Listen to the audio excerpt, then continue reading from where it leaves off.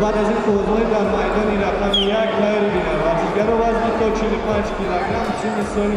2003-2004 بازی‌های نیمه‌نهایی Kuchana Firuz Evolution Sankor of Zikrullah Dönüye Yalanedi Gafi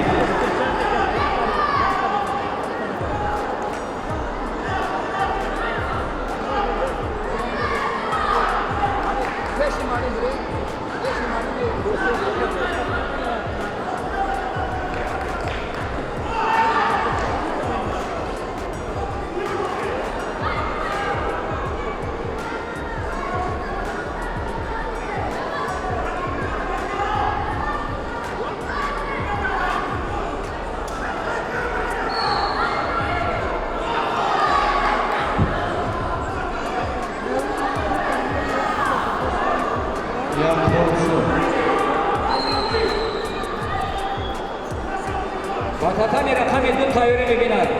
در وزن تا 27 کیلوگرم سن سال 2007 ورزشگران ظریفov ایلهام طولانی ورزشی عینی کنجیسور شنیسور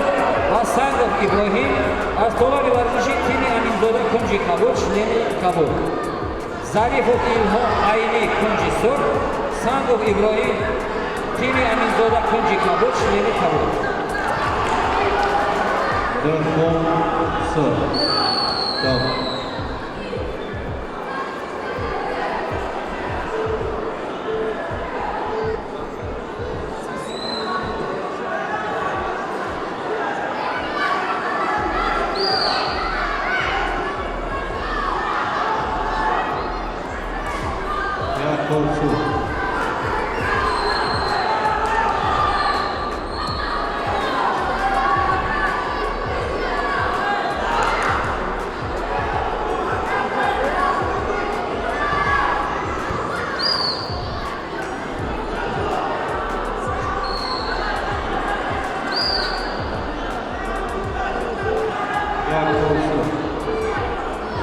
Stop! Tatami 2